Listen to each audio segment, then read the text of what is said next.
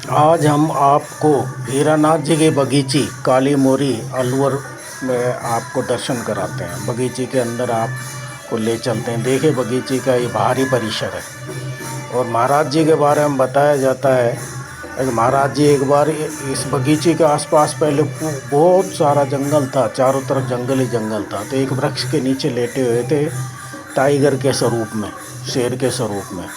और राजा जयसिंह शिकार करते करते उधर आ गया। जब राजा जयसिंह ने गोली चलाई तब इनके घुटने में लगी, शेर के घुटने में लगी। तो वो वहाँ से महाराज उठ के चले और अपने आश्रम जहाँ बना हुआ है वहाँ आके वो बैठ गए अपनी गद्दी के ऊपर।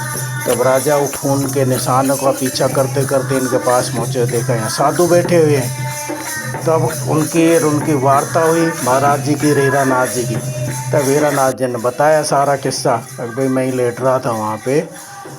तो उसके बाद राजा जयसिंह ने शिकार करना छोड़ दिया। कहते हैं कि राजा जयसिंह को शिकार करना महाराज हीरानाथ जी ने ही छुड़ाया था। अब ये उनका निज धूना है महाराज जी हीरानाथ जी का, जिसकी सजावट अभी सेवक कर रहे हैं यहाँ पे। कितना सुंदर है। ये सामने उनकी तस्वीर लगी हुई है। पूरा तस्वीर के सामने बैठ के देखो ये महाराज यहाँ कितना चारों तरफ धोने की कितनी बढ़िया सुंदर पेंटिंग की हुई है टाइल्स के अंदर। ये चारों तरफ से पक्का कर दिया गया या वो पहले कच्चा धुना रहता था, ये अखंड धुना है। बहुत साधुओं ने तपस्या कर ली उनके बाद भी। इनके कीर्तन है काफ़ी वर्षों से निरंतर जारी है। ये इनका समय फिक्स है, दोपहर के अंदर 3 घंटे कीर्तन होता है। ये महाराज जी की कावड़ है, आप देखिए कावड़ है महाराज जी की। और ये सामने ही महाराज जी के धूने के सामने और जो निज संतों का निवास है उसके सामने बैठकर इस हॉल में ही कीर्तन जारी रहता है। अब आइए आपको उनकी समाधियों दर्शन कराते हैं। ये सबसे पहले हीरानाथ जी की समाधि है। सभी समाधियाँ का जो नक्शा है एक ही तरीके का बनाया हुआ है, बहुत सुंदर नक्शा बनाया हुआ है। आप देखिए ये सबसे पहले अपन हीरानाथ जी के दर्शन करने के लिए पधार रहे हैं। ये सामने उनके पगले पधराए हुए हैं महाराज जी के। आप देखिए बहुत सुंदर संगमरमर के पत्थर से ये बनाए हुए हैं। टाइल्स देखिए कितनी सुंदर है। ये महाराज जी यहाँ पे मूर्ति के स्वरूप में विराजित हैं। आप देखें इन्होंने बहुत तप किया है, बहुत भजन किए हैं इस स्थान के ऊपर। और ये सब आज़ादी से पहले राजा जयसिंह के समय में आए थे यहाँ पे। 4 साधु आए जिनमें से ये प्रथम साधु हैं। आप देखिए हीरानाथ जी के, हीरानाथ जी की समाधि के साथ ही दूसरी जो समाधि है ये शिवनाथ जी की समाधि है। शिवनाथ जी के दर्शन कीजिए। इनके भी देखो ये पगले वही संगमरमर के पत्थर से बनाए हुए हैं। आसपास टाइल्स कितनी सुंदर लगी हुई है, कितनी सुंदर प्रतिमा इनकी भी यहाँ स्थापित की हुई है। सभी समाधियों का जो नक्शा है वो एक ही प्रकार का है। शिवनाथ जी विराजे हुए हैं। इन्होंने खूब तपस्या की है यहाँ स्थान के ऊपर। अब वहाँ से शिवनाथ जी से आगे बढ़ते हैं तो ये गंगानाथ जी की समाधि है। ये गंगानाथ जी विराज रहे हैं। ये गंगानाथ जी की समाधि है। ये कितनी सुंदर उसी प्रकार से बनी हुई है। वही पगले स्थापित किए हुए हैं और पीछे महाराज जी भजन करते हैं प्रतिमा में आपको दिखाई दे रहे हैं। कितना सुंदर स्वरूप है। चित्रकारी आप साइड में कितनी अच्छी है।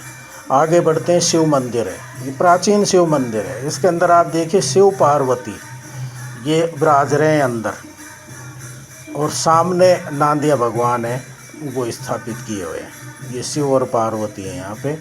और ये सर्प के मुंह से निरंतर जलधारा चलती रहती है, 24 घंटों जलधारा चलती रहती है भोलेनाथ पर।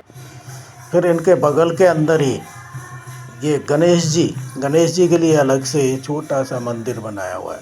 ये गणेश जी स्थापित किए हुए हैं। यहाँ गणेश जी विराज रहे हैं।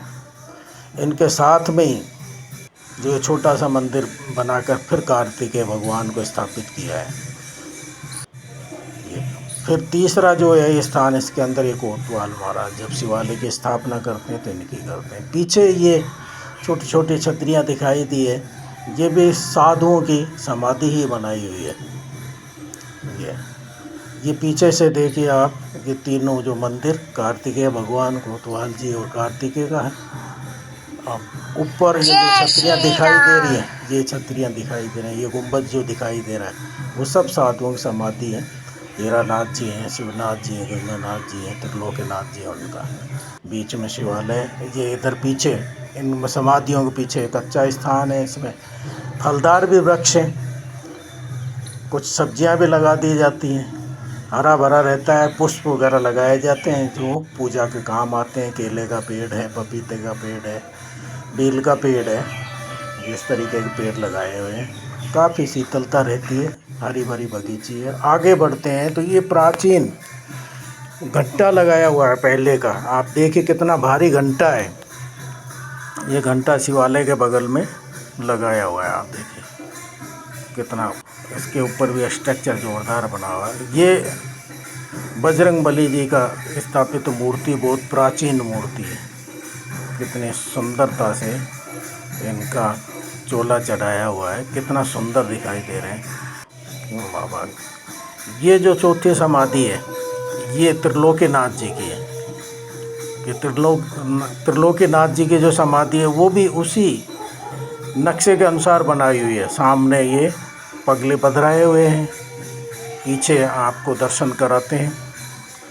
थोड़ा रिफ्लेक्शन पड़ रहा है धूप का, फिर भी आपको उनकी स्थापित मूर्ति का दर्शन कराएंगे आपको। देखिए अब सामने पीछे उनके माँ दुर्गा स्थापित है। ये देखिए आप त्रिलोकीनाथ जी धीरे धीरे धीरे धीरे ये प्रकट हो रहे हैं।